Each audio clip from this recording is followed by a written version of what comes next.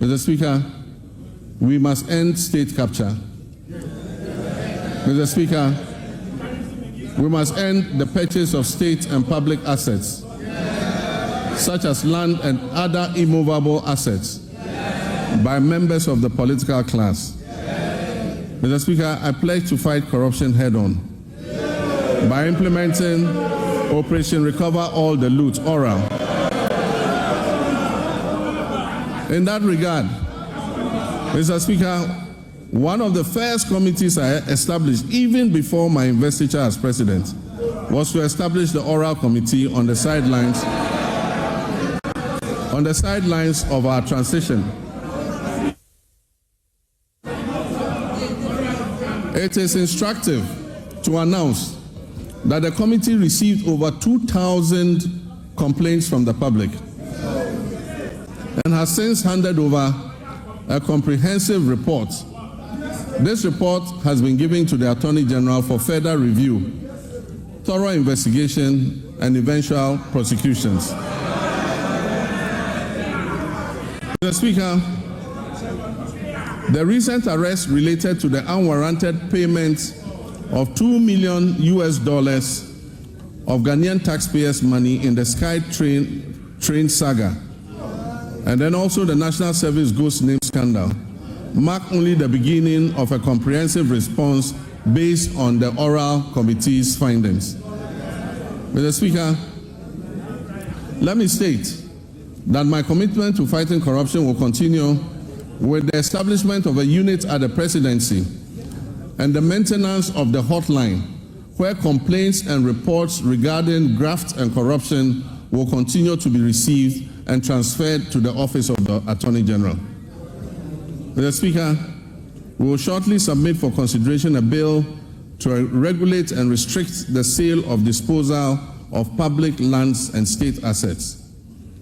Mr. Speaker, as soon as the 2025 budget is approved, government will immediately take steps to reform the existing anti-corruption agencies by increasing funding and improving transparency and accountability.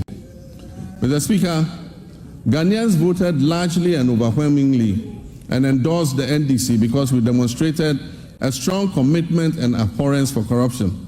We pledged to fight corruption and implement far-reaching reforms that will eventually achieve a sustainable zero-tolerance policy against corruption.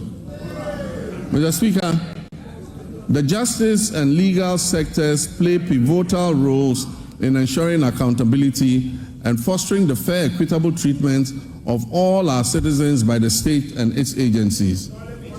Delays and uncertainties have plagued justice delivery in Ghana, leading many Ghanaians to perceive a politicization of the judicial process.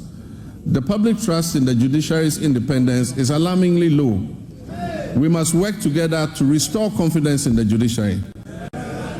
My government will uphold the judiciary's independence and work with the Judicial Council and services to depoliticize justice delivery and collaborate closely with the Chief Justice to combat corruption effectively. Mr. Speaker, in line with our manifesto promise to reform and expand legal education, we have developed a legal education reform bill ready to be presented to Cabinet for approval and laying before this August House Parliament.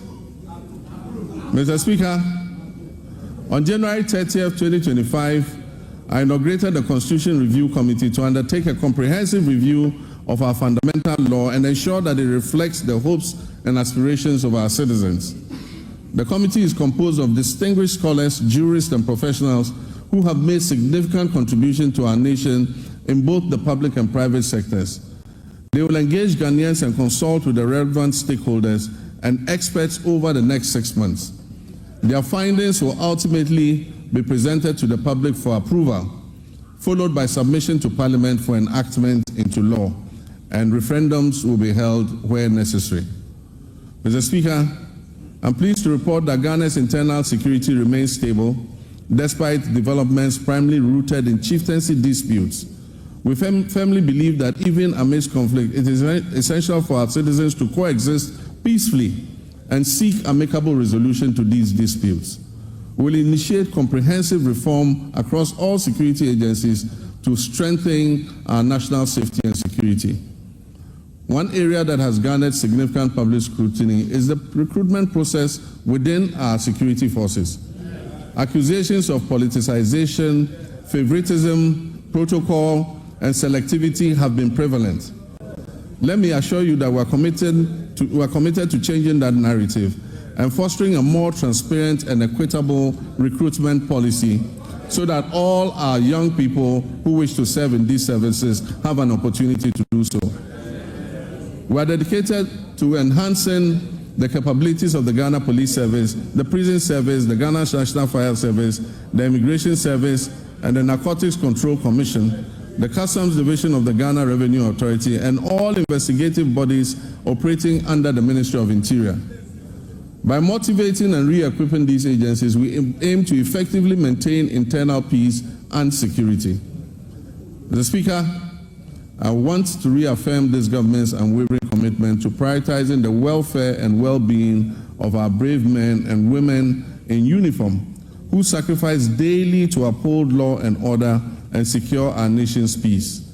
We will invest in adequate equipment and suitable accommodation for our security personnel.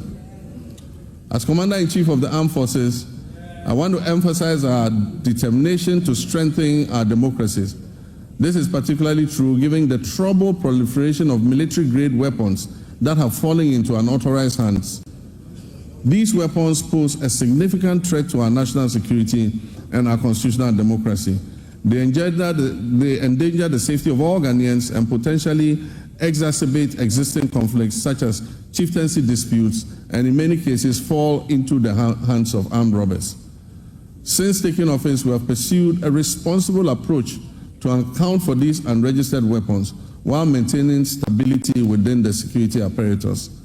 I'm pleased to report that we've made substantial progress and are committed to ensuring that those responsible for this situation are brought to book. In our efforts to safeguard our citizens, Mr. Speaker, to safeguard our territory, to maintain our democracy, we remain vigilant against the threat of violent extremism and terrorism.